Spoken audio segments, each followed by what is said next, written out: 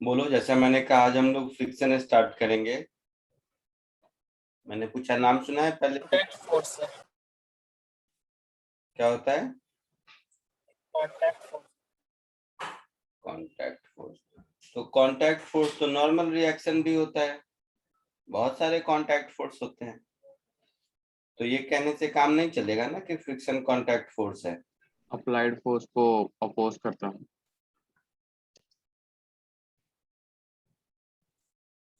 Applied force को oppose करता है। और कोई? It's like force moving opposite direction of the body that's moving. If it's in contact with something.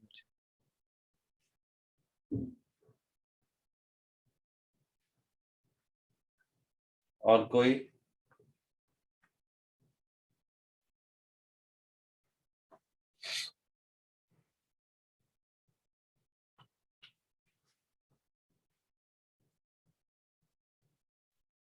Disappoint कर रहे हो तुम लोग।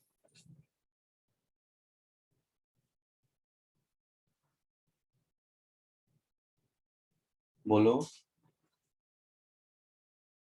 किस चीज का अपोज करता है फ्रिक्शन? मोशन। मोशन का। और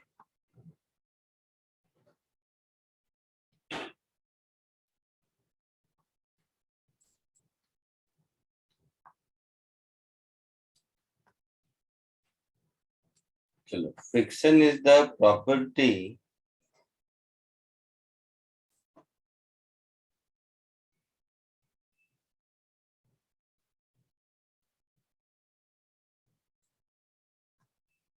of matter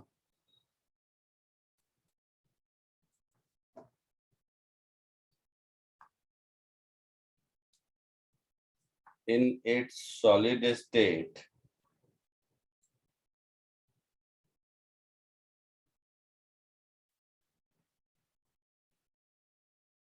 due to which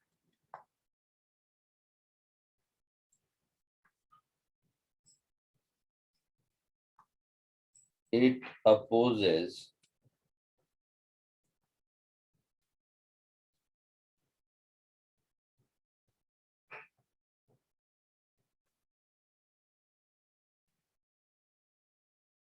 relative motion or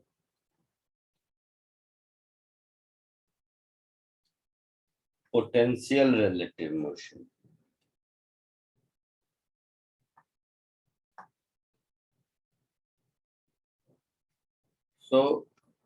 पहली चीज, ये एक मिथ है कि फ्रिक्शन मोशन का अपोज करता है। फ्रिक्शन रिलेटिव मोशन का अपोज करता है, ठीक है? या फिर फ्रिक्शन पोटेंशियल रिलेटिव मोशन का अपोज करता है। पोटेंशियल रिलेटिव मोशन क्या होता है और रिलेटिव मोशन क्या होता है? जैसे एक एग्जांपल देखो, सब ध्यान से देखो। जैसे ये एक डायरी दिख रही है सबको। इस डायरी को अगर मैं इधर राइट की ओर पुल करूंगा तो इसके ऊपर का माउस भी पुल हो रहा है। हाँ सर। तो माउस पर तो मैं फोर्स लगाने नहीं गया, मैं तो डायरी को पुल कर रहा हूं। तो इस माउस को आगे कौन ले जा रहा है?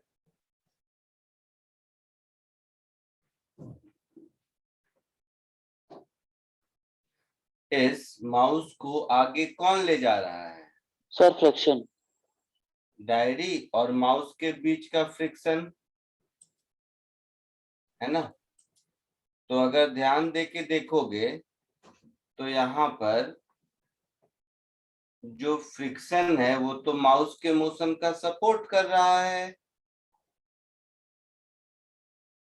ना? समझ आया? ओ भाई साहब, हाँ सर। जैसे इस ब्लॉक को अगर मैं यहाँ पुल करूं एफ फोर्स से, और ये आगे जा रहा है अगर, तो इसका फ्री बॉडी डायग्राम ड्रॉ करोगे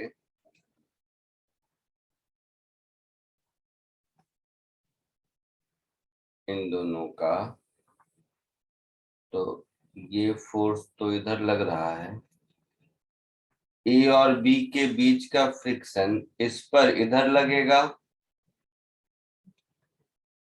और इस पर इधर लगेगा। आई बात समझ में? ग्राउंड और बी के बीच का फ्रिक्शन इस पर इधर लगेगा। तो यहाँ पर देखोगे, अगर मैं ब्लॉक ए को देखूं तो ब्लॉक ए के लिए फ्रिक्शन मोशन का सपोर्ट कर रहा है। इस एग्जांपल से ये बात समझ आए?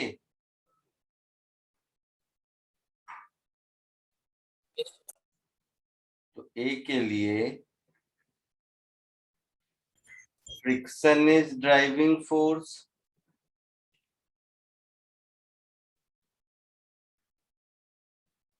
है ना, और बी के लिए फ्रिक्शन इज अपोजिंग फोर्स। तो फ्रिक्शन हमेशा मोशन का अपोज करेगा ऐसा नहीं है।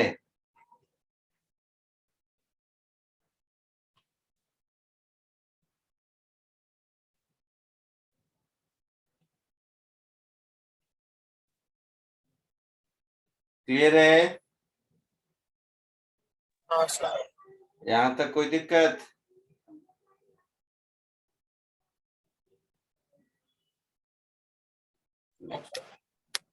एक दूसरा एग्जांपल देखो, पोटेंशियल रिलेटिव मोशन का अपोज करता है, इसका क्या मतलब है?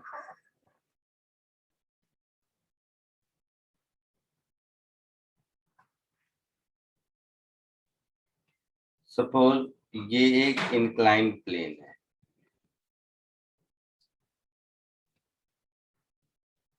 इस इंक्लाइंड प्लेन पर ये एक ब्लॉक रखा हुआ है,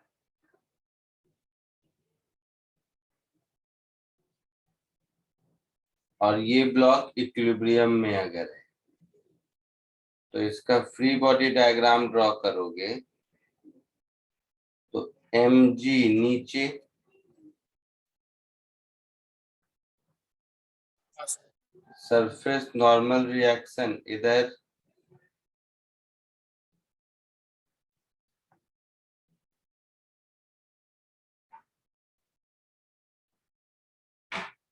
ये एंगल थीटा,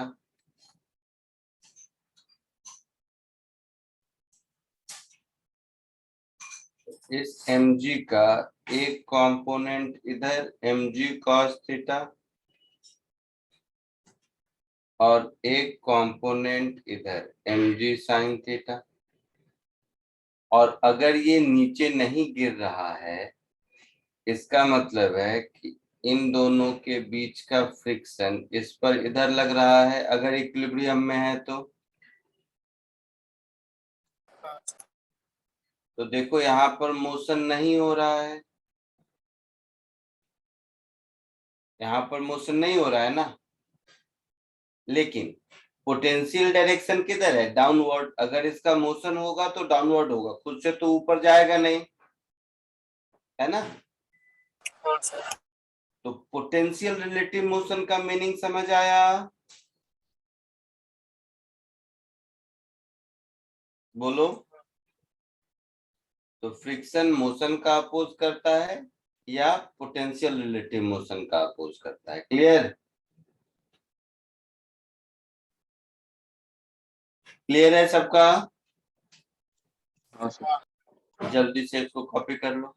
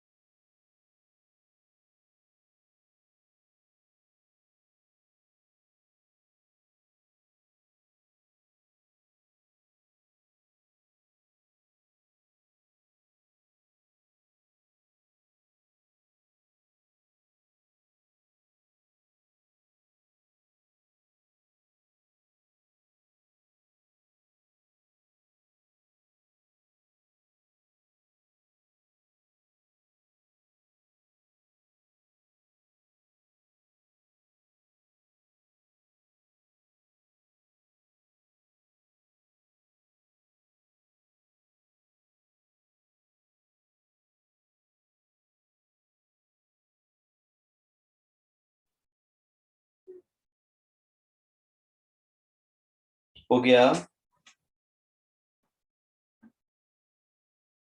हाँ सर।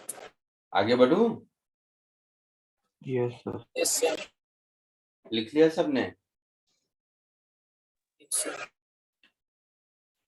ठीक।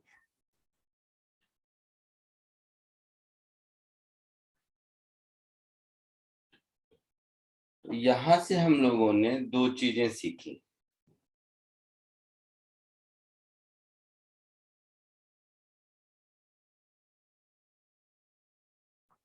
First,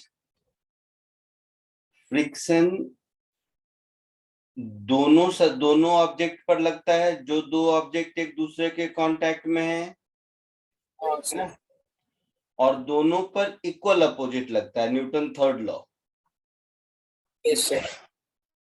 so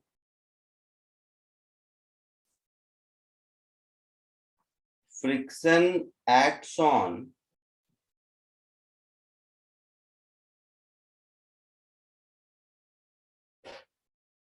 both objects in contact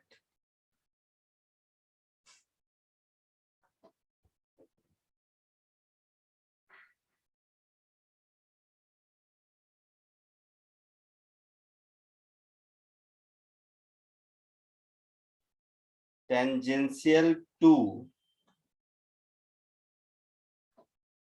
common surface of contact। समझ आया?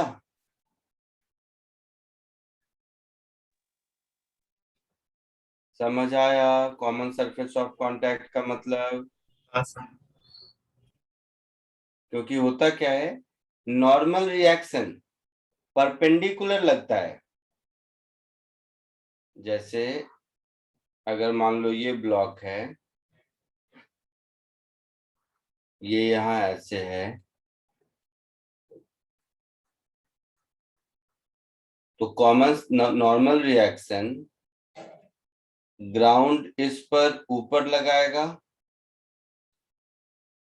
और ये ग्राउंड पर उतना ही नॉर्मल रिएक्शन नीचे लगाएगा, है ना?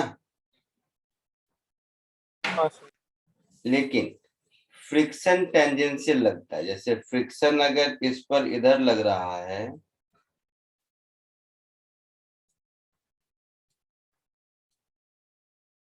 तो दूसरे वाले पर फ्रिक्शन मतलब नीचे वाले सरफेस पर इतना ही इधर लगेगा। आई बात समझ में? हाँ सर। तो ये दोनों ब्लॉक पर फोर्स है और ये दोनों ग्राउंड पर फोर्स है।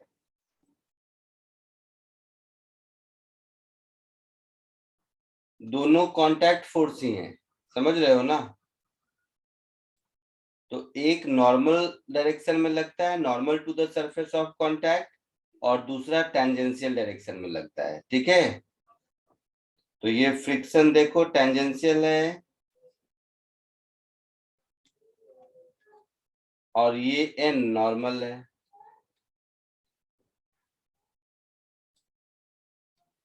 समझ आया? हाँ सर समझ यस सर। अब यहीं पर वैसे मैं दूसरी जगह बताता हूँ, बट यहाँ समझा ही रहा हूँ तो बताता हूँ। नोट 2,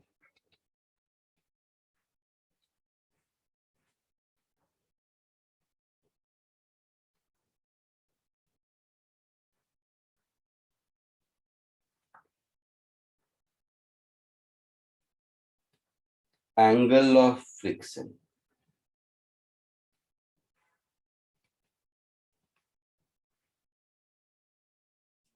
एंगल ऑफ फ्रिक्शन का मतलब है, जैसे ऊपर ही देखा अभी, तो किसी भी सरफेस पर दो कांटेक्ट फोर्स लगते हैं, एक टेंजेंशियल डायरेक्शन में फ्रिक्शन और एक नॉर्मल डायरेक्शन में सरफेस नॉर्मल। ये दोनों कांटेक्ट फोर्स हैं, है ना? हाँ सर। हाँ सर। तो ये दोनों कांटेक्ट फोर्स का जो रिजल्टेंट होगा, ये रिजल्टेंट कांटेक्ट फोर्स होगा। हाँ सर। हाँ सर। कोई पूछेगा कि ग्राउंड ए पर कितना फोर्स लगा रहा है, तो ये दोनों का वेक्टर सम होगा ना, क्योंकि फ्रिक्शन भी ग्राउंड ही लगा रहा है, नॉर्मल रिएक्शन भी ग्राउंड ही लगा रहा है। हाँ सर। तो ये रिजल्टेंट कांटेक्ट फोर्स होगा। ये रिजल्टेंट कांटेक्ट फोर्स एन से मान लो थीटा एंगल बनाता है, तो ये जो थीटा है इसको एंगल ऑफ फ्रिक्शन कहते हैं। समझ आया?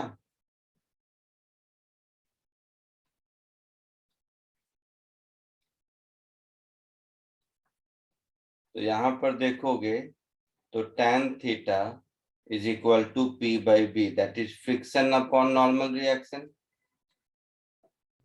तो theta is equal to tan inverse friction upon normal reaction which is equal to tan inverse mu. ये म्यू दो मतलब आधे घंटे में आप समझ जाएंगे क्या है, बट यहाँ सिखा रहा था तो सोचा लिख ही दूं, क्योंकि केवल ये म्यू वाले पोर्शन के लिए क्यों रुके। इस थीटा को हम लोग एंगल ऑफ फ्रिक्शन कहते हैं। तो एंगल ऑफ फ्रिक्शन का डेफिनेशन क्या हो गया? Angle between normal reaction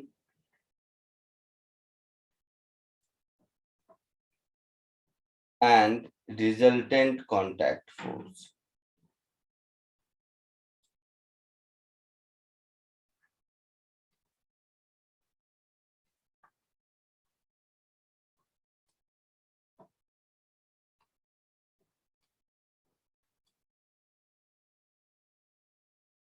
From a surface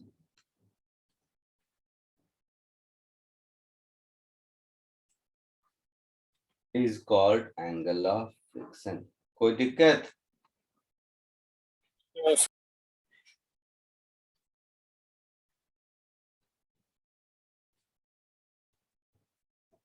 जल्दी से इसको कॉपी कर लो, इन दोनों नोट्स को, फिर आगे बढ़ते हैं। जैसे ही नोट्स कॉपी हो जाए आवाज दो, हो गया, फिर आगे बढ़ते हैं। ये ऊपर वाला तो दोनों ए और बी कर चुके हो ना, नोट 1 से बचा हुआ है, हाँ सर। जल्दी कीजिए।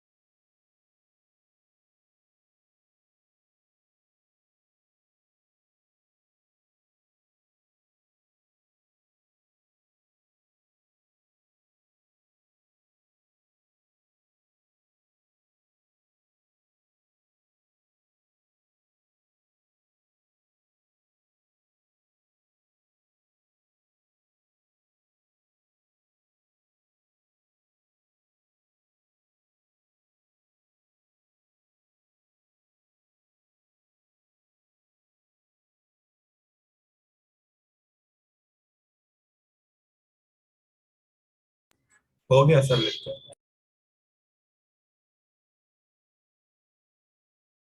आगे बढ़िए। हाँ सर।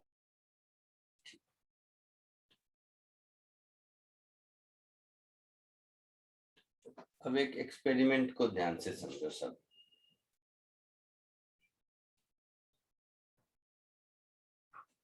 सब लोग ध्यान से देखो।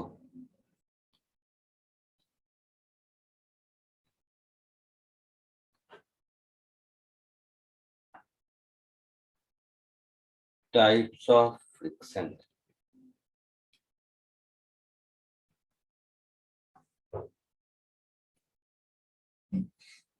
हेडिंग पे मत जाइए, इस एक्सपेरिमेंट को ध्यान से देखिए। सपोज ये एक सरफेस है और इस सरफेस पर मैंने मान लो ये एक ब्लॉक रखा है। इस ब्लॉक को F फोर्स से मैं इधर पुल कर रहा हूं मान लो।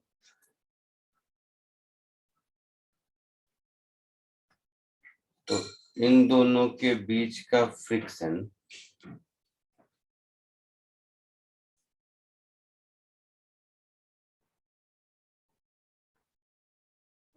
ऊपर वाले सरफेस पर इधर लगेगा,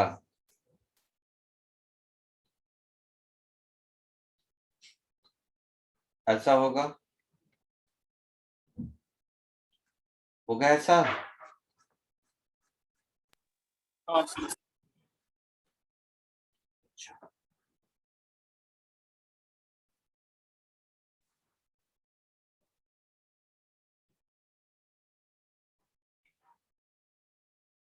ध्यान से समझो अब इस एक्सपेरिमेंट को।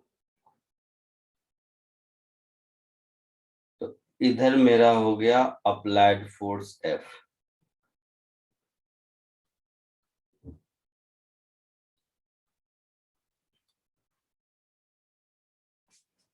और इधर हो गया फ्रिक्शन फोर्स, जिसको मैंने FR लिख रखा है।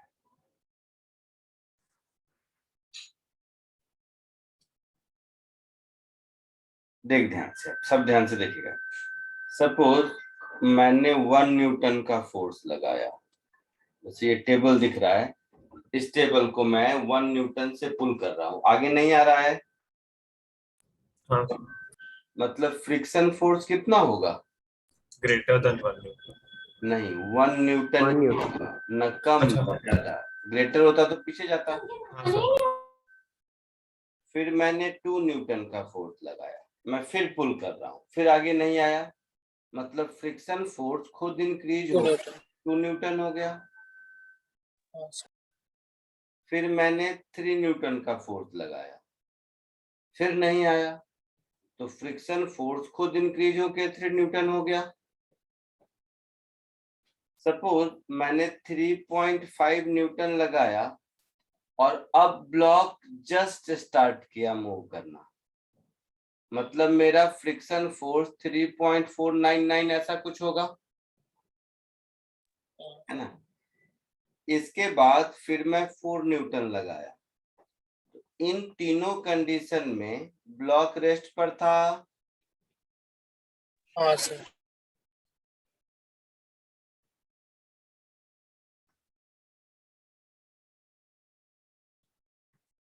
इस कंडीशन में क्या हुआ, जस्ट मोशन स्टार्ट किया है ना।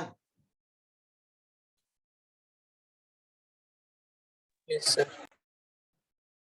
सो स्लिपिंग स्टार्ट हुआ है,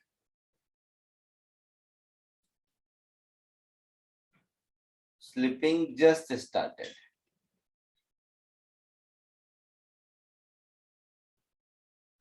अब जब मैं 4 न्यूटन लगाया तो फ्रिक्शन फोर्स अभी भी उतना ही है, 3.499 जैसे है तो वैसा ही, मतलब 3.49। अब मैं अगर फोर्स को इंक्रीज कर दूं और, तो क्या होगा, ऑब्जेक्ट अब भी मोशन में रहेगा, है ना। अगर मैं अब फोर्स 5 न्यूटन लगा दूं तो भी फ्रिक्शन फोर्स इतना ही रहेगा, अब नहीं इंक्रीज करेगा फ्रिक्शन फोर्स। हाँ सर। 6 न्यूटन लगा दूं अब भी फ्रिक्शन फोर्स उतना ही रहेगा। तो इस कंडीशन में ऑब्जेक्ट मोशन में है।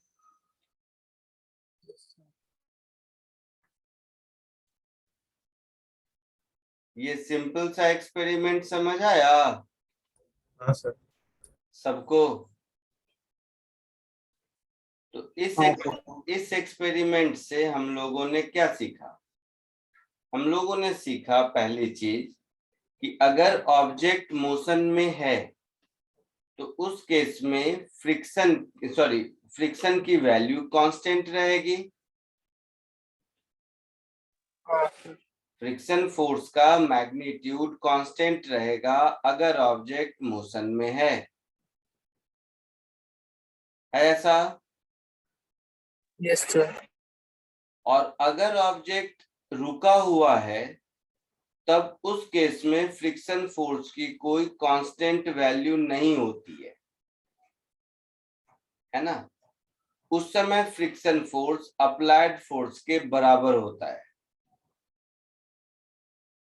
ये बात समझ आई? Yes sir. हाँ सर। ऑब्जेक्ट जब मोशन में है उस समय फ्रिक्शन फोर्स की वैल्यू कांस्टेंट होती है, बट ऑब्जेक्ट जब स्टैटिक है तो उस केस में फ्रिक्शन फोर्स की वैल्यू अप्लाइड फोर्स के बराबर होती है। ठीक है? तो 3 बातें हैं, देखिएगा ध्यान से। जब तक ऑब्जेक्ट रेस्ट में है तब तक फ्रिक्शन फोर्स और अप्लाइड फोर्स दोनों की वैल्यू इक्वल होगी। आप अप्लाइड फोर्स बढ़ाते जाएंगे, फ्रिक्शन फोर्स वैसे ही बढ़ता जाएगा, है ना? तो A to B इस कंडीशन में ऑब्जेक्ट रेस्ट पर रहेगा। Yes sir. तो इसको हम लोग कहते हैं स्टैटिक फ्रिक्शन।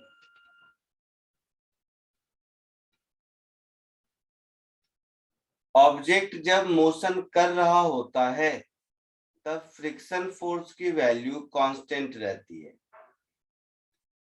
तो इसको हम लोग कहते हैं काइनेटिक फ्रिक्शन। क्लियर है? Yes sir. और ऑब्जेक्ट जिस मोमेंट पर मोशन स्टार्ट करता है उस मोमेंट पर जो फ्रिक्शन होता है वो काइनेटिक फ्रिक्शन से थोड़ा ज्यादा होता है, उसको कहते हैं लिमिटिंग फ्रिक्शन। जैसे थोड़ा ज्यादा होता है का मतलब, अब वापस आप इस टेबल में आओ तो यहाँ पर जो मैंने 3.499 लिखा है ये 3.49 से थोड़ा ज्यादा है। Yes sir. ये जो कंडीशन है ये लिमिटिंग फ्रिक्शन का है। अब देखोगे ऐसा ज्यादा होता क्यों है, तो पहले प्रैक्टिकली बताता हूँ। घर में देखते होगे सोफा या कुछ भी है तो बहुत दिनों से पड़ा हुआ है, उसको जब आप पुल करते हो तो पहली बार पुल करने में थोड़ा ज्यादा एफर्ट लगता है, बट एक बार स्लिपिंग स्टार्ट हो गया तो कम एफर्ट में भी पुल होता रहता है। हाँ सर। तो होता क्या है, जब दो सरफेस एक दूसरे के साथ कांटेक्ट में होते हैं तो धीरे धीरे उनके बीच कोहेसिव और एडहेसिव फोर्सेस, पढ़े हो स्कूल में ना, इंटरमॉलिक्यूलर फोर्सेस कोहेसिव और एडहेसिव होते हैं, हाँ sir. of attraction between two molecule of same kind and different। तो इस तरह के कोहेसिव और एडहेसिव फोर्सेस डेवलप हो जाते हैं। तो पहली बार स्लिपिंग करते वक्त फ्रिक्शन के अलावा उस बॉन्ड को भी ब्रेक करना पड़ता है, बट वो वन टाइम जॉब है। एक बार वो बॉन्ड ब्रेक हो गया उसके बाद आपको सिर्फ फ्रिक्शन को ओवरकम करना है। तो लिमिटिंग केस में जिस समय मोशन स्टैटिक से काइनेटिक में चेंज हो रहा होता है उस समय फ्रिक्शन की रिक्वायरमेंट थोड़ी ज्यादा होती है काइनेटिक से, उसको हम लोग लिमिटिंग फ्रिक्शन कहते हैं। समझ आया? यस। तो यहां से हम लोगों ने क्या सीखा कि फ्रिक्शन 3 टाइप के होते हैं। एक स्टैटिक फ्रिक्शन,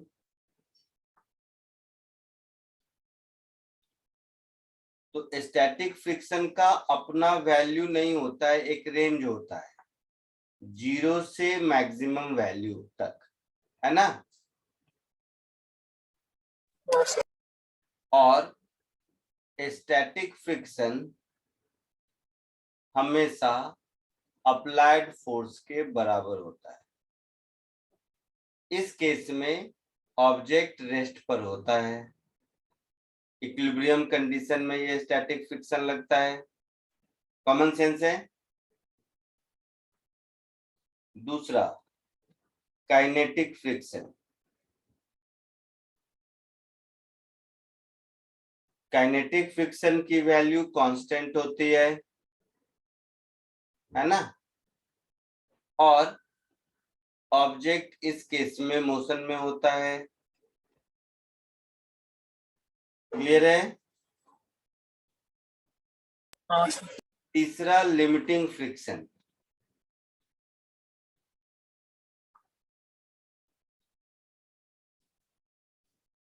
तो लिमिटिंग फ्रिक्शन को हम बोल सकते हैं स्टैटिक फ्रिक्शन का मैक्सिमम वैल्यू,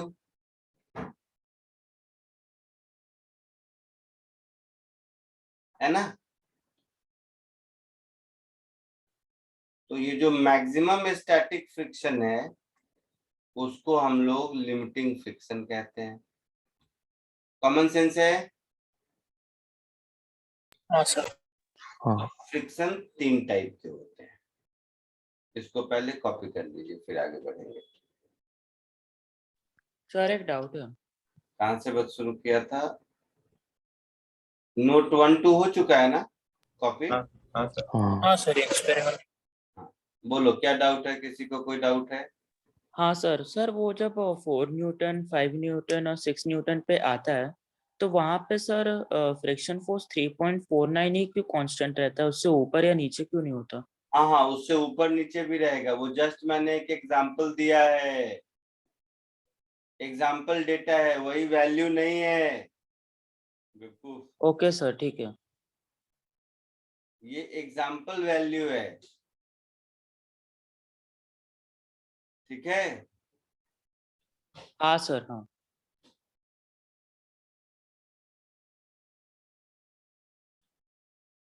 कॉपी कर लो।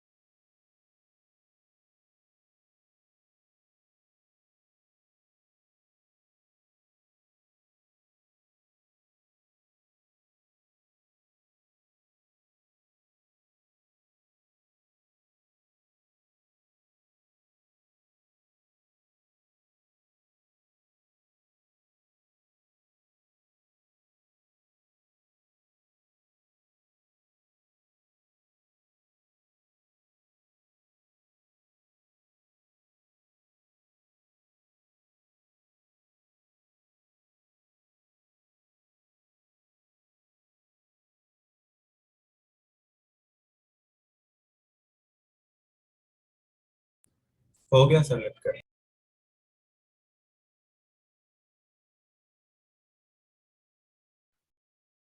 हो गया, आगे बढ़े। एक minute Sir, Sir, can you एक zoom minute in the lower part?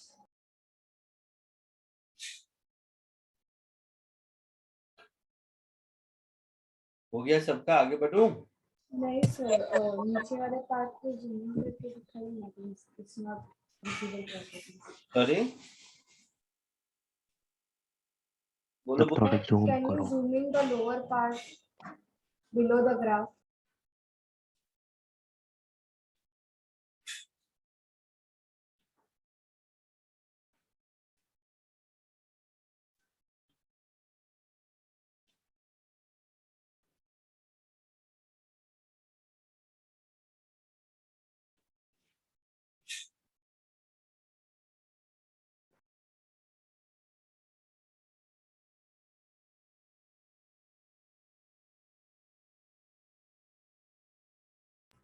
Sir ये लिमिटिंग सेक्शन का टाइम पीरियड कितना होता है? कोई टाइम फ्रेम नहीं होता है इसका। अच्छा,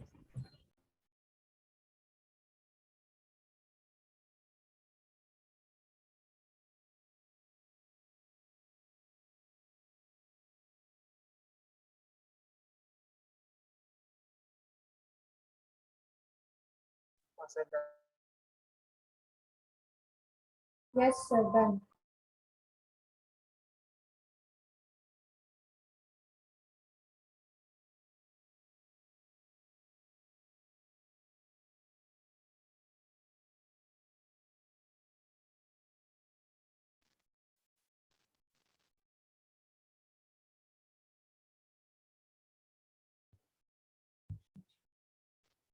आगे बढ़े। हाँ सर हाँ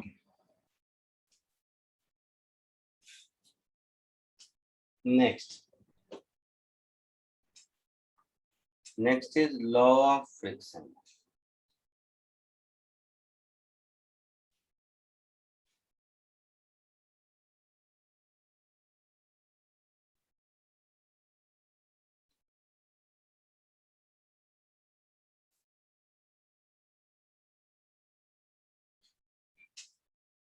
कॉमन सेंस है।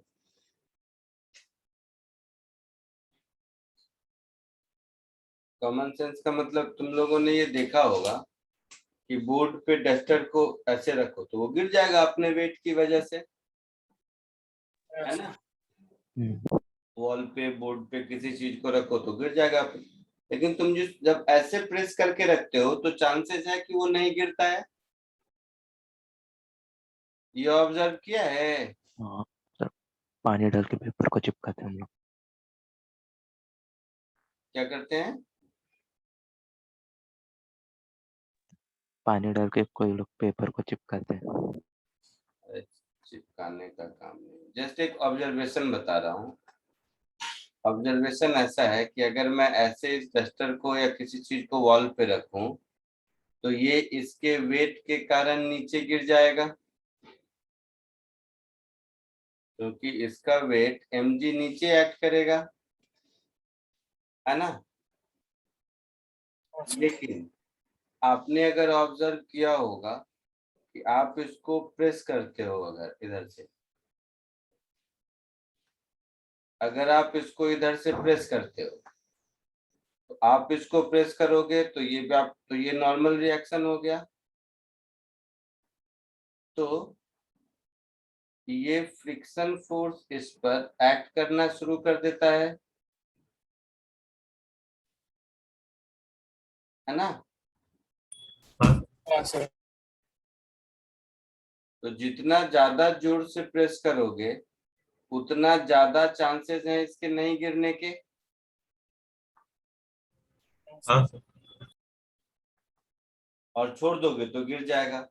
इसका मतलब ये पक्का है कि इस फ्रिक्शन फोर्स का इससे कुछ लेना देना है n से। ये कॉमन सेंस समझ आया? हाँ सर, आपके इधर फोर्स लगाने से इधर तो फोर्स नहीं लग जाता है ना। आपने हॉरिजेंटली फोर्स लगाया, वर्टिकली तो आपने नहीं लगाया, ये तो इन दोनों के बीच का फ्रिक्शन है, ठीक है। तो moral of the story is friction is always proportional to n। दो सरफेस के बीच का फ्रिक्शन उन दोनों सरफेस के बीच नॉर्मल रिएक्शन पर डिपेंड करेगा। So there is a proportionality constant mu into n। इस म्यू को हम लोग कोएफिशिएंट ऑफ फ्रिक्शन कहते हैं, ठीक है। हाँ सर। सर म्यू की वैल्यू क्या रहेगी? इस म्यू को हम लोग कोएफिशिएंट ऑफ फ्रिक्शन कहते हैं। अब अभी हमने देखा कि फ्रिक्शन 3 टाइप के होते हैं, हाँ सर। इस फ्रिक्शन के कोएफिशिएंट भी 3 टाइप के होते हैं। एक को हम लोग म्यू एस कहते हैं, एक को हम लोग म्यू के कहते हैं, एक को हम लोग म्यू एल कहते हैं। म्यू एस का मतलब बोलेंगे कोएफिशिएंट ऑफ स्टैटिक फ्रिक्शन,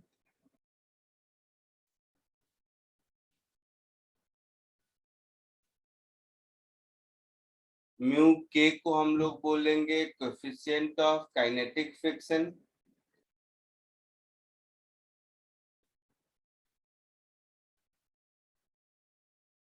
और म्यू एल को हम लोग बोलेंगे कोएफिशिएंट ऑफ लिमिटिंग फ्रिक्शन। कोई दिक्कत? नहीं ये जो कोएफिशिएंट ऑफ स्टैटिक फ्रिक्शन है, इसकी कोई फिक्स वैल्यू नहीं होती, 0 से लेकर मैक्सिमम वैल्यू तक कुछ भी होगा, डिपेंड करता है कैसा condition. Coefficient of kinetic friction ये कांस्टेंट होगा, और कोएफिशिएंट ऑफ लिमिटिंग फ्रिक्शन ये स्टैटिक फ्रिक्शन का मैक्सिमम वैल्यू होगा। कॉमन सेंस है? हाँ सर। कोई दिक्कत? No sir. तो जो दो सरफेस कांटेक्ट पे है उस पर डिपेंड करता है कि म्यू की वैल्यू कितनी होगी। जैसे दो वुडन ब्लॉक के बीच का म्यू कुछ और होगा, रोड और टायर के बीच का म्यू कुछ और होगा। तो ये म्यू डिपेंड करता है मटेरियल पर, शेप साइज पर, कांस्टेंट जो दो सरफेस कांटेक्ट में है उस पर। तो ये आपको दिया रहेगा क्वेश्चन में। मोस्ट ऑफ द केसेस में काइनेटिक फ्रिक्शन की वैल्यू दी हुई होती है, और म्यू एस का जैसा मैंने कहा कि कोई फिक्स वैल्यू नहीं होता है। तो अगर क्वेश्चन में कहीं लिखा हुआ है कि म्यू एस इज 0.5, इसका मतलब है वो उसकी मैक्सिमम वैल्यू है ना। हाँ सर। तो ये चीज याद रखो प्रॉब्लम सॉल्व करने में, कि म्यू एस का जो वैल्यू क्वेश्चन में कभी दिया होगा तो डेफिनेटली वो मैक्सिमम वैल्यू होगी, क्योंकि बीच की वैल्यू डिफाइंड है नहीं और मिनिमम 0 है। Yes sir. Yes sir. Any value given for mu s in a problem is by default taken as its maximum value। Clear है यहां तक? हाँ इसको कॉपी कर लो।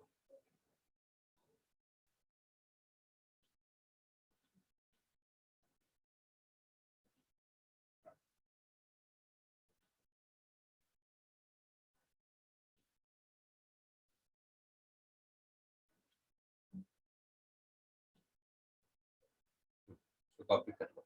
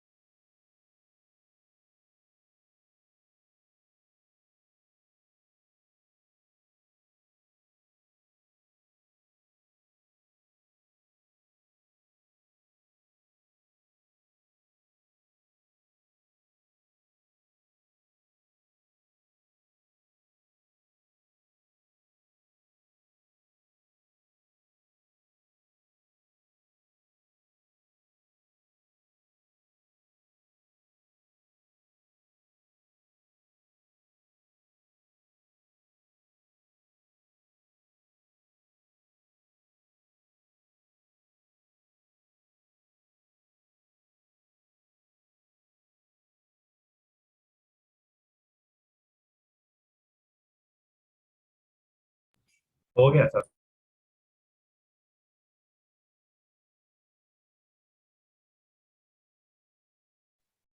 आगे बढ़े, Yes, sir. सबका हो गया।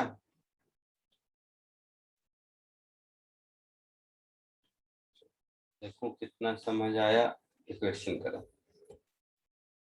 दिख रहा है सबको? हाँ सर।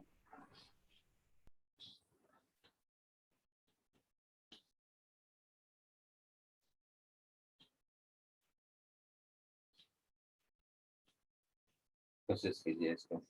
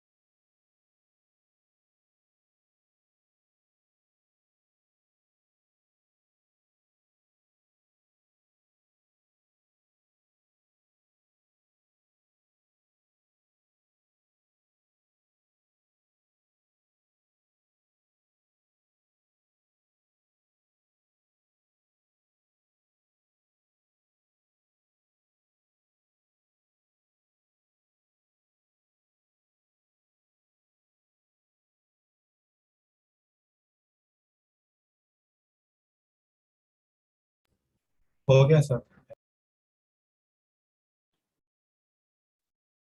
हो गया सबका? बोलो क्या आंसर आया? हाँ सर। जल्दी करो, नहीं हुआ तो। हाँ सर, फर्स्ट वाले का 5 आया, सेकंड वाले का 25 एंड थर्ड वाले का भी 25।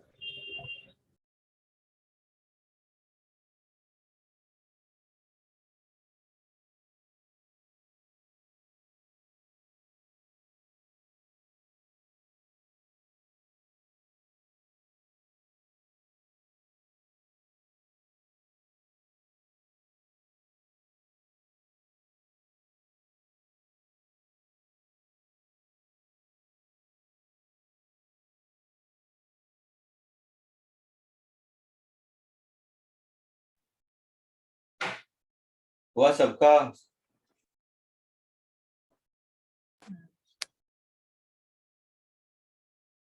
देखो इसका फ्री बॉडी डायग्राम देखो, ये फोर्स F इधर लग रहा है,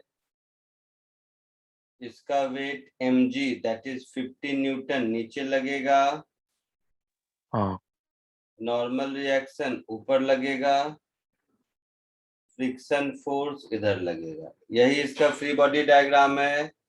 Yes. फ्रिक्शन फोर्स में जो स्टैटिक फ्रिक्शन फोर्स है उसकी वैल्यू हो जाएगी mu S into N. Mu S कितना है 0.6, Point तो 0.6 इंटू 50 कितना होगा 30. 30. 30 न्यूटन। फ्रिक्शन फोर्स में काइनेटिक फ्रिक्शन की वैल्यू कितनी हो जाएगी 25. म्यू के इंटू एन। म्यू के कितना है 0.5, 0.5. तो 0.5 इंटू 50 25 न्यूटन Yes, sir. होगा ऐसा। अब आ जाओ क्वेश्चन ए। क्वेश्चन ए में एफ की वैल्यू है 5 न्यूटन और 30 न्यूटन से नीचे में चलना स्टार्ट नहीं करेगा, है ना, हाँ, sir. तो which is less than 30 Newton, hence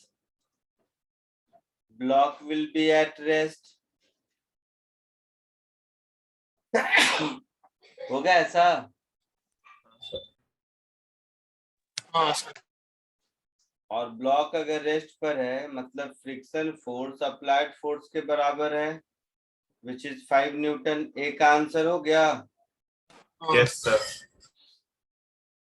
B में एफ की वैल्यू 25 न्यूटन है, again it is less than 30 Newton, Yes. hence block will be at rest।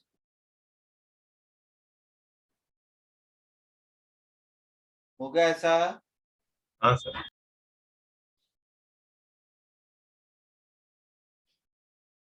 और ब्लॉक अगर रेस्ट पर है तो फ्रिक्शन फोर्स एफ के बराबर होगा विच इज 25 न्यूटन। सेकेंड का आंसर।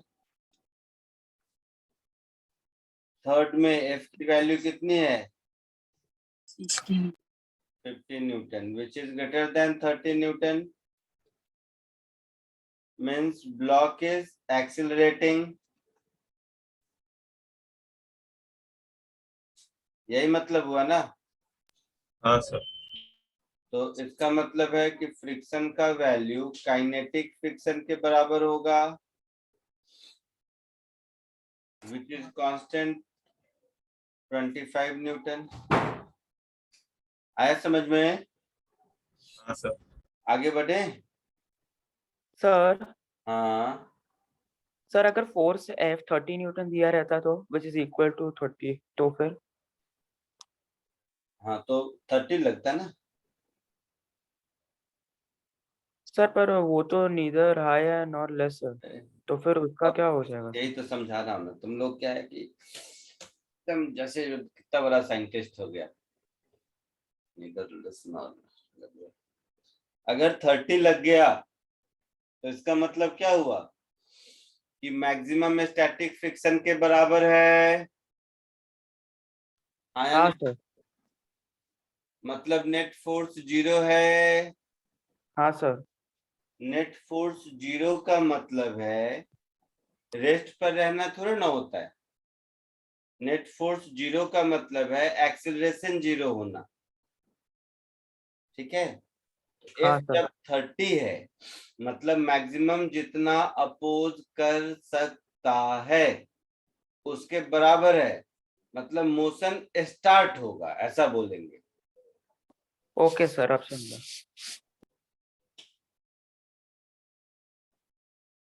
आगे बढ़ूं।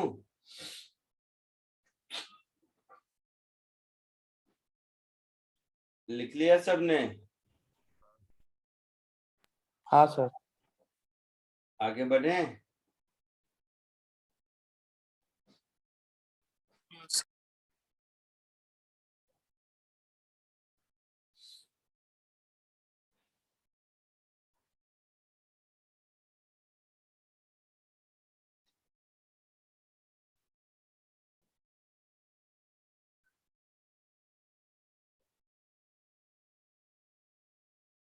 देखो इधर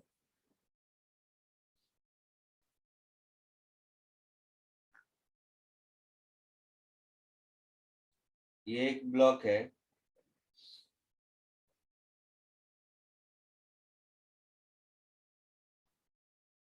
ये सरफेस है। सरफेस और ब्लॉक के बीच का फ्रिक्शन कोएफिशिएंट म्यू है।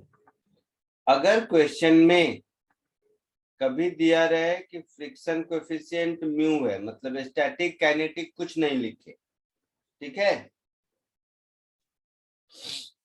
सुन रहे हो मेरी बात?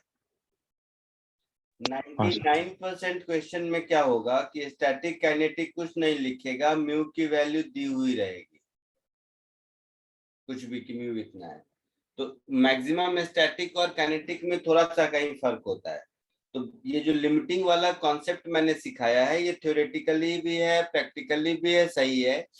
प्रॉब्लम सॉल्व करने में मोस्ट ऑफ द केसेस, जैसा मैंने कहा 90% क्वेश्चंस में म्यू का कोई वैल्यू दिया रहेगा, मतलब वही आपका स्टैटिक का मैक्सिमम है और वही काइनेटिक भी है, बीच के लिमिटिंग का कॉन्सेप्ट उसमें गायब है। वैसे भी डिफरेंस थोड़े का होता है। क्लियर है?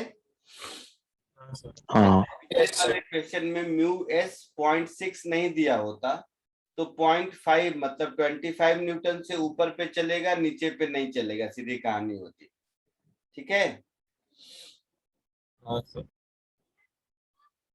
सो इसी तरह ये एक ब्लॉक है, फ्रिक्शन कोएफिशिएंट म्यू है। क्वेश्चन है find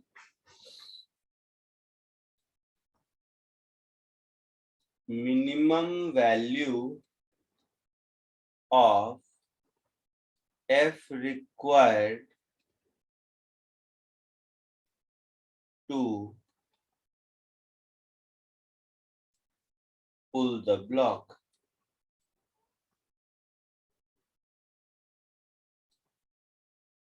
As shown in figure. समझ आया?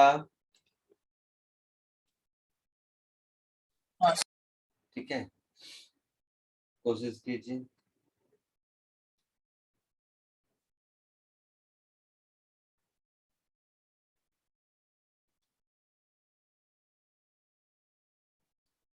सॉल्व करोगे?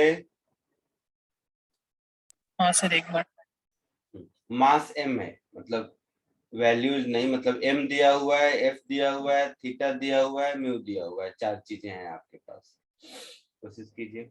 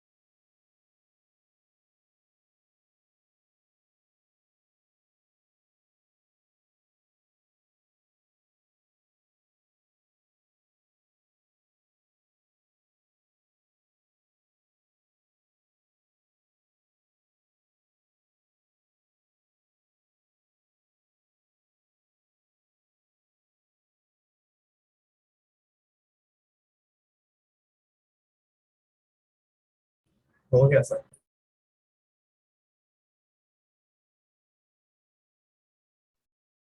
हो गया, क्या आंसर आया? Sir f should be greater than mu mg divided by cos theta. गलत है।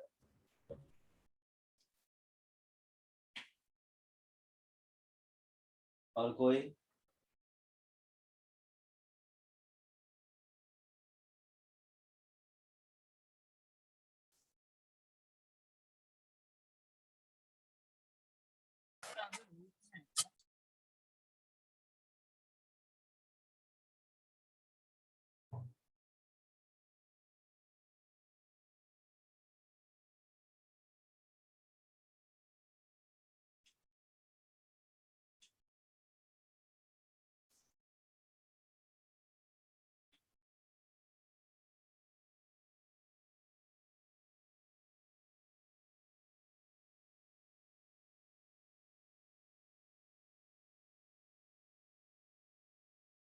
और कोई?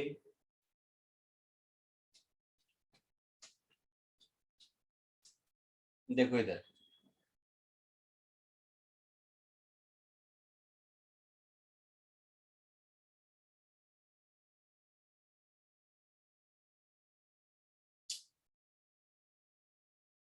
देखो फ्री बॉडी डायग्राम ड्रॉ करो।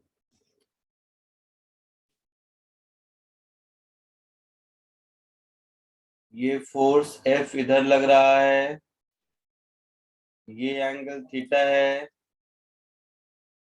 F का कंपोनेंट इधर F cos थीटा,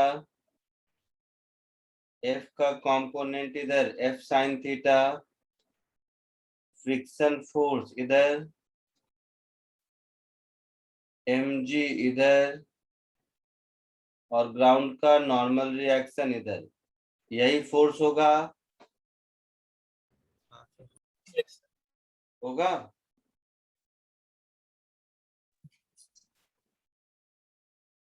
होगा ऐसा? हाँ सर। सो F sin theta plus n, ये तो mg के बराबर होगा। हाँ सर। तो यहाँ से n की वैल्यू मिल गई मुझे mg minus F sin theta, मिल गई। Yes. अब इस ऑब्जेक्ट को मूव करने के लिए F cos theta mu n से ज्यादा होना चाहिए। Yes. So for object to slide, F cos theta should be greater equal to mu n, n की वैल्यू यहाँ सब्स्टिट्यूट कर दो। So greater equal to mu mg minus F sin theta होगा।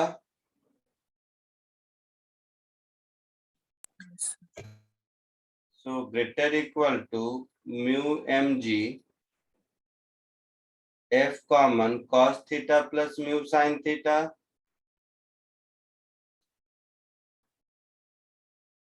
so F should be greater equal to mu mg upon cos theta plus mu sine theta. Greater equal to का क्या मतलब हुआ? F minimum. So F minimum is mu mg upon cos theta plus mu sine theta. कोई दिक्कत किसी को? नहीं sir. क्यों नहीं हुआ? ये इससे इजी चिंदी क्या हो सकता था? अरे सर वो फोर्स का वर्टिकल कंपोनेंट नहीं लिया। क्यों नहीं लिया? ये कोई आंसर थोड़ा ना हुआ कि नहीं लिया।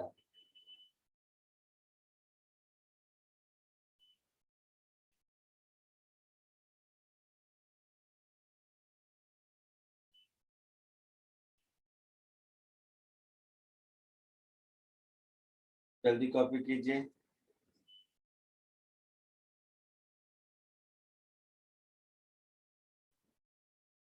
हो गया, आगे बढ़ूं? एक minute.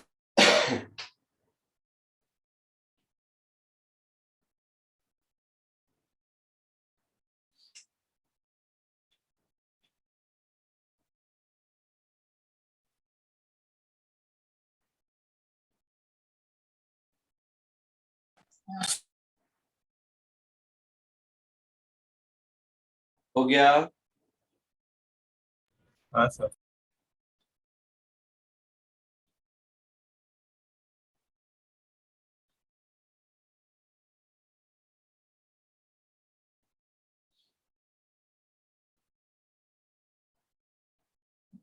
Next.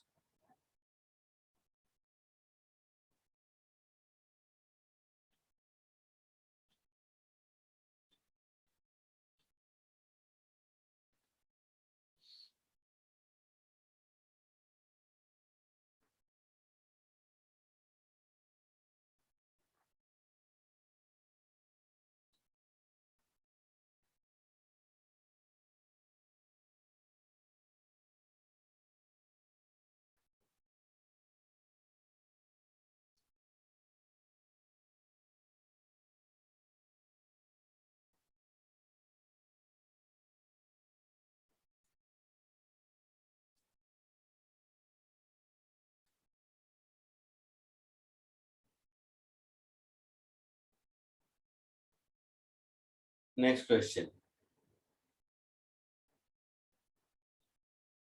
Find minimum force required to push the block as shown in figure.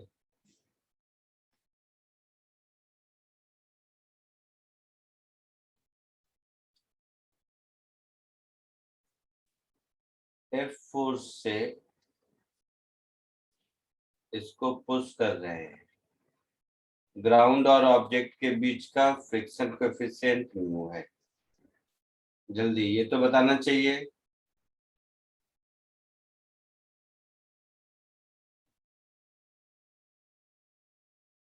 जल्दी करो।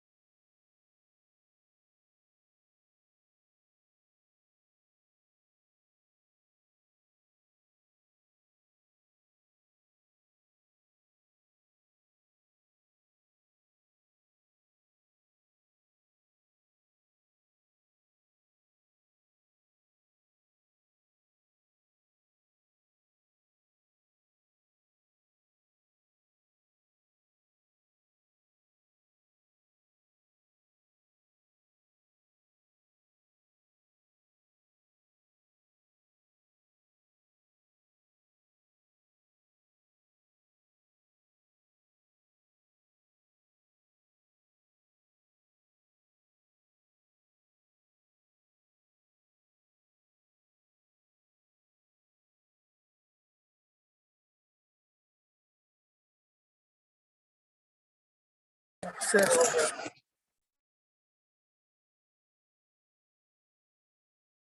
हो गया सर।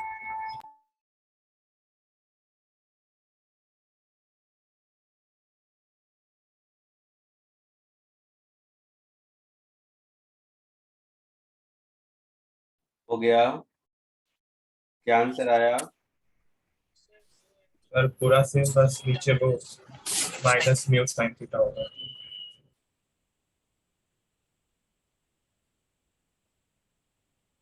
डिनोमिनेटर में जहां प्लस म्यू साइन थीटा था वहां पर माइनस म्यू साइन थीटा होगा, ऐसा? हाँ हाँ सर सर वही। बाकी सारी चीजें वही है, सिमिलर। पक्का? Yes sir. तो ये एफ, ये थीटा, ये एम जी, ये एफ साइन थीटा,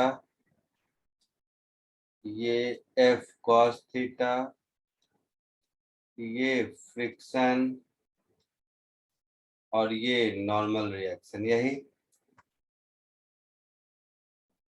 तो यहाँ पर आपको मिला होगा F minimum mu M G upon cos theta minus mu sine theta, यही मिला सबको? हाँ सर। कोई डाउट? आगे बढ़ूं? हाँ सर।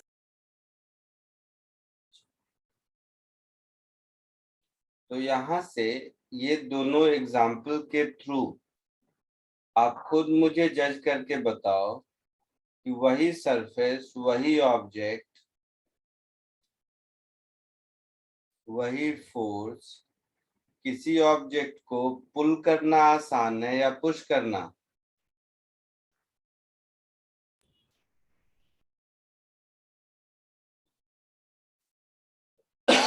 समझा कुछ? पुल करना सर।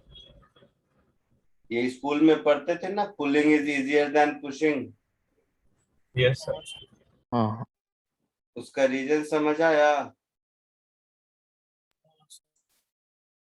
कि नहीं? हाँ हाँ सर, बट जब भी वो एंगल पे होगा फोर्स तभी अलग चीज ना। यहाँ पर मिनिमम पुलिंग फोर्स ये आया, यही है ना?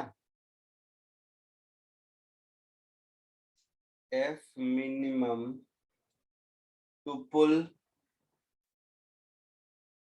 है ना? और ये जो मिला F मिनिमम टू पुश, वो ये है।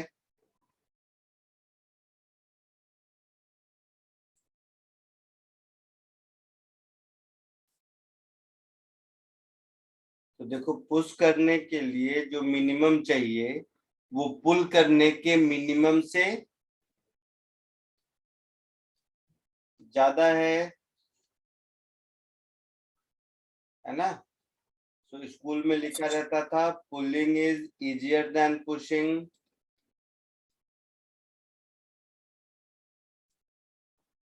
कोई डाउट किसी को? नो थीटा 0 सेम ही रहता है। तो वो स्पेशल कंडीशन हुआ ना, हाँ, थीटा 0 पुल और पुश का स्पेशल कंडीशन है ना। रूल स्पेशल कंडीशन पे बनता है क्या? No sir. वो तो जस्ट एक कंडीशन हुआ जिसमें पुल और पुश इक्वल हुआ, है ना? अदरवाइज पुल इजियर है, तो जिसमें इक्वल हुआ उसमें हम इजियर और डिफिकल्ट तो नहीं कह सकते ना। क्लियर है? हाँ अब मैं इसी क्वेश्चन को अगर ऐसे लिख देता हूं,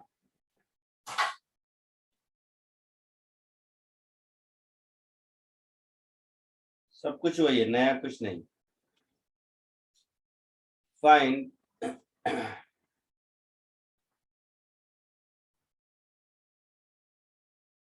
minimum force required to slide an object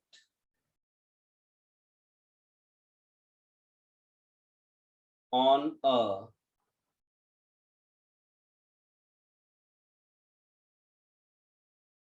horizontal rough surface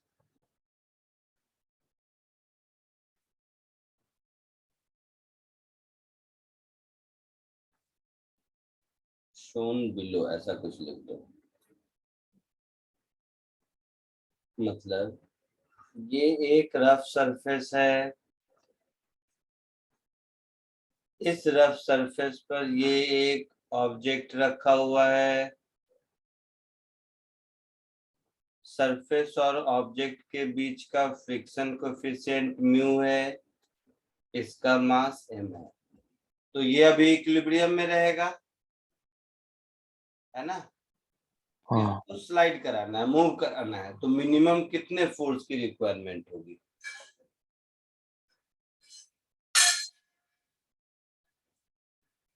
तुम्हें जो मन वो करो, पुल करो, पुश करो, मुझे नहीं मतलब है, आप सोचो, बट हाँ वो मिनिमम पॉसिबल फोर्स होना चाहिए।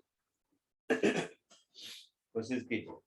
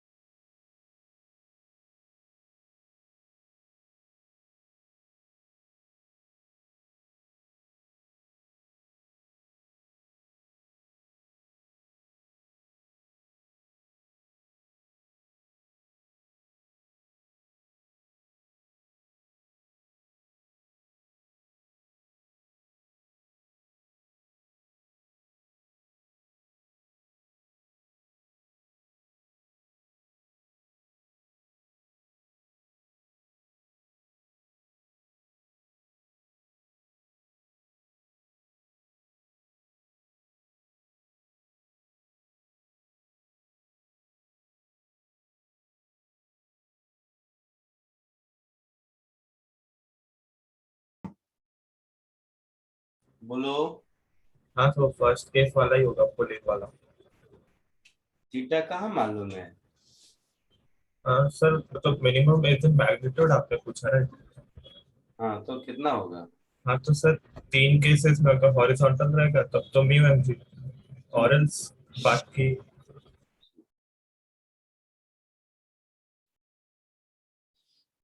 कुछ भी कर लो, पुल पुश जो भी करना है तुम कर लो। इन जनरल एफ मुझे मिलेगा mu M G upon cos theta plus और माइनस, ऐसा ही कुछ मिलेगा, म्यू साइन थीटा। हाँ चाहे पुल करो या पुश करो, मुझे नहीं मतलब है, यही मिलेगा, है ना? हाँ ट्रिग्नोमेट्री में पढ़े हो a cos theta plus b sin theta का मैक्सिमम वैल्यू।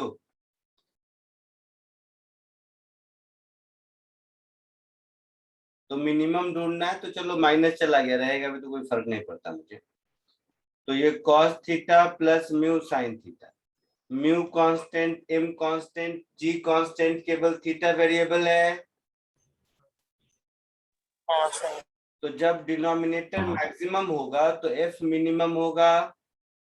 हाँ सर। Yes sir. का मैक्सिमम वैल्यू कितना होगा? 1 प्लस म्यू स्क्वायर का क्या? Root of 1 plus mu square. हाँ, कहाँ से आया ये? सर वो a sin theta plus cos theta का तो ये रेंज जोड़ने का ये मैक्सिमम कब होता है?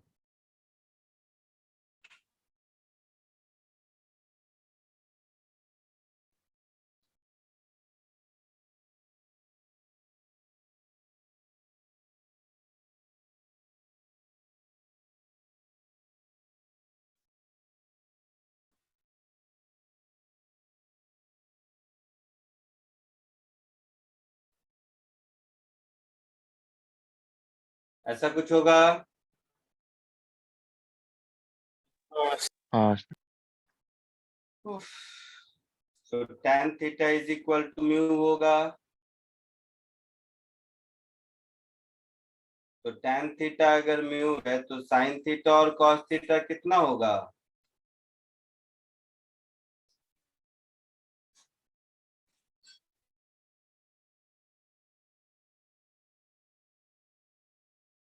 समझ आ रहा है कुछ मैं क्या लिख रहा हूँ?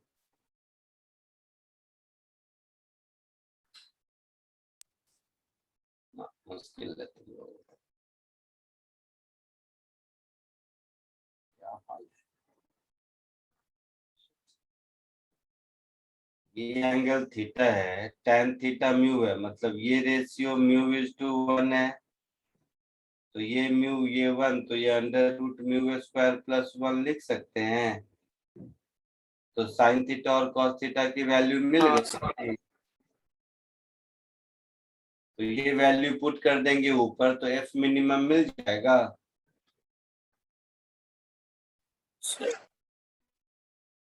सो mu M G upon cos theta plus mu sine theta है।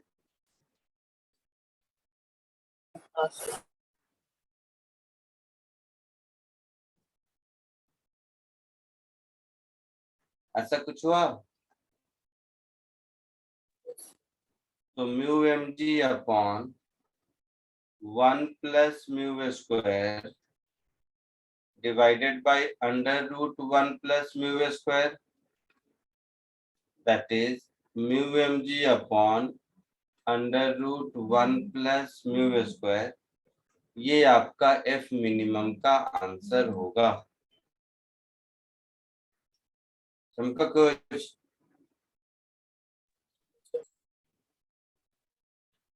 तो वैसे ही फॉर्मूला लगा के आ देता ना स्क्वायर का। क्या? डिनोमिनेटर वैसे भी आ जाता ना a cos थीटा और b sin। बहुत होशियार है तुम लोग। तुम लोगों को तो पहली बात तो ये नहीं पता चलता है कि नहीं आता है, दूसरी बात बताने से भी नहीं पता चलता है। मैं अगर पूछ देता इसी में मास का वैल्यू डाल के कि कितने एंगल पर पुल करेंगे तो मिनिमम एफर्ट लगेगा, अब कैसे आता?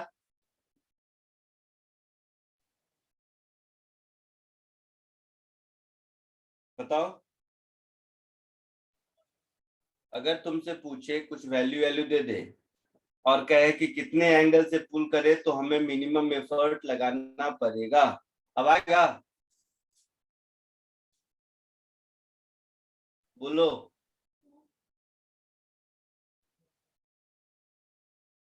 नया कुछ सीखना ही नहीं है, जानना ही नहीं है, जितना आता है उसी में खुश हैं। अब वो भी जो रट रखे हो ना, एक cos theta plus B sine theta is under root A square plus B square, उसका मैक्सिमम वैल्यू आता है। वो कब आता है उसका कंडीशन पता है कि केवल रट रखे हो उसको? बोलो। चलो वो मेथड भी बताता हूँ। तो ये चलो कोई बात नहीं, जैसे सीखो वैसे। ये हुआ मेथड 1 कैलकुलस मेथड। चलो ट्रिग्नोमेट्री भी सीखो। ये हुआ कैलकुलस मेथड। अब मेथड 2 ट्रिग्नोमेट्री, जिसमें ऐसे ही रट रखे हो लेकिन कोई सेंस डेवलप हुआ नहीं कि क्यों कैसे कब यूज करना है, वो भी सीख लो। चलो मेथड 2 ट्रिग्नोमेट्री मेथड।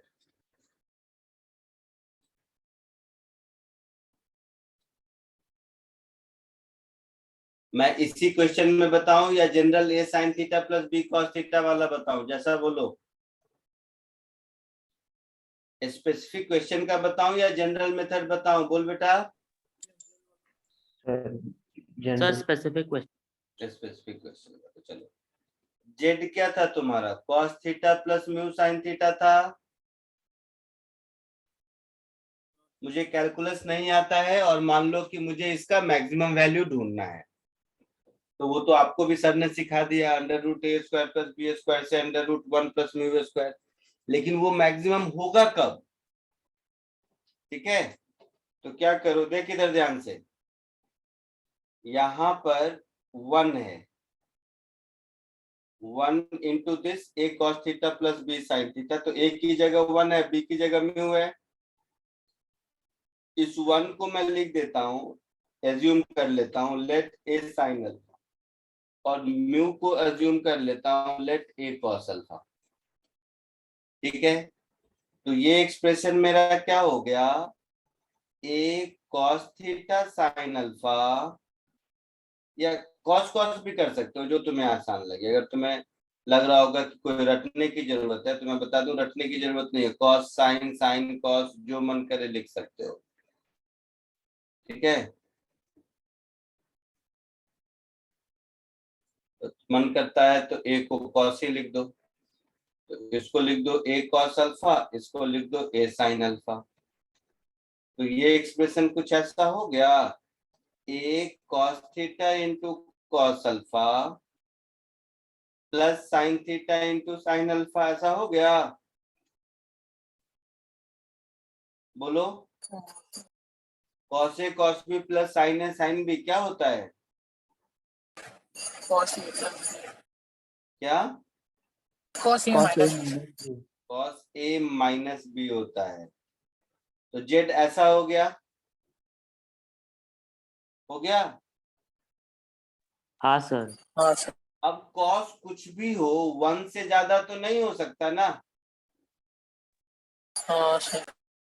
तो हम ये कह सकते हैं कि जेड का मैक्सिमम वैल्यू ए के बराबर होगा, वो भी कब, Yes. जब theta is equal to alpha होगा। अब ए और अल्फा मिल जाए तो हमारा काम चलेगा। तो यहाँ पर जो लिखा है उससे देखो, A cos alpha is 1 and A sine alpha is mu, तो दोनों को डिवाइड कर दो, तो tan अल्फा म्यू आ गया, और दोनों को स्क्वायर करके ऐड कर दो, तो sine square plus cos square 1, तो ए की वैल्यू आ गई 1 प्लस म्यू स्क्वायर।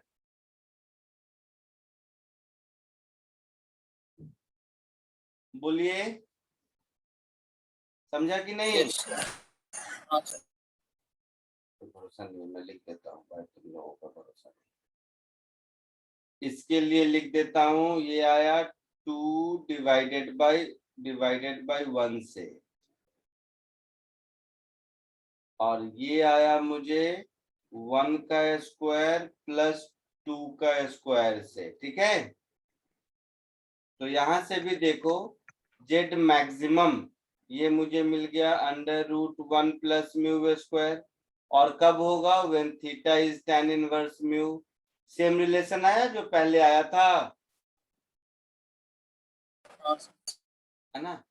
तो इसका मतलब क्या हो गया, F minimum is mu M G upon under root 1 plus mu square when angle of pulling is tan inverse mu. Clear? दोनों मेथड से देख लो। कोई डाउट किसी को? कोई डाउट किसी को?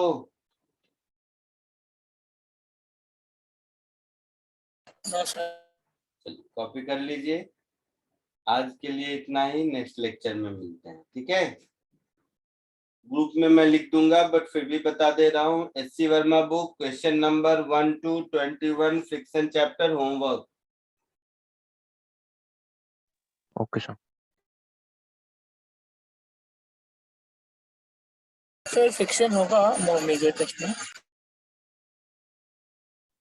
सिलेबस में लिखा है, मेजर टेस्ट के सिलेबस में लिखा है।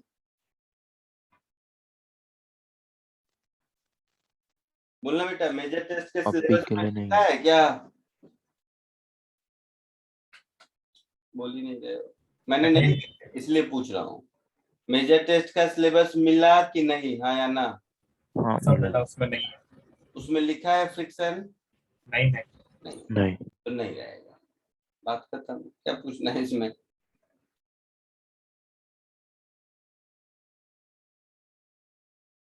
Sir thank you sir. हाँ बोलो। सर न्यूटन लॉज में अब तक जितना असाइनमेंट और एचसी वर्मा का किया है वो इनफ है ना? मोर देन इनफ है। मतलब सर अभी तक असाइनमेंट 5 और 6 हमें मिला नहीं है, तो चलेगा क्यों नहीं? नहीं मिला है तो ले लेना, मेरे से दे दूंगा। सर सिर्फ 6 तक है असाइनमेंट। देखो, असाइनमेंट का कोई नंबर नहीं है, जितना करते जाओगे उतना देता जाऊंगा। 6 के बाद भी हो सकता है। 6 से तो कहाँ तक कर चुके हो? 4 तक कर चुके हो? हाँ और करने की इच्छा है? हाँ। आ सकती थी और उसमें नॉन इंडस्ट्रियल वगैरह आया नहीं अभी तक। ठीक है, और दे देता हूँ। 2 और भेज दूंगा आज ही, ठीक है। ठीक है। सर वो एक असाइनमेंट में ना जो असाइनमेंट 3 है उसका लास्ट का जो सम है ना 43rd वाला, सर उसमें मुझे कुछ गड़बड़ लग रहा है। ठीक है, देखेंगे कभी। डाउट नहीं। सर डाउट्स कब लेंगे आप? एक तो इस वीक था ना डाउट आपका? वो काइनेमेटिक्स का था, वो फ्राइडे संडे को को दिया था। मेरा नहीं, किसी सर का रहा होगा ना। सर वो हाँ, सोम सर का सोम सर। था, बट वो कैंसिल हो गया गणपति वेकेशन के लिए। अच्छा, तो फिर ऐसे ही डाउट लगेगा, मिल जाएगा। ऐसा नहीं, देखो, डाउट लेक्चर का ये मतलब नहीं होता है कि मेरा डाउट है तो मेरे वाले ही पूछोगे। फिजिक्स का जो डाउट लगेगा, चाहे जिस किसी का भी टीचर का लगे, आप पूरा पूछ सकते हैं, ठीक है। हाँ सर, हाँ। चलो बाय। Bye sir. बस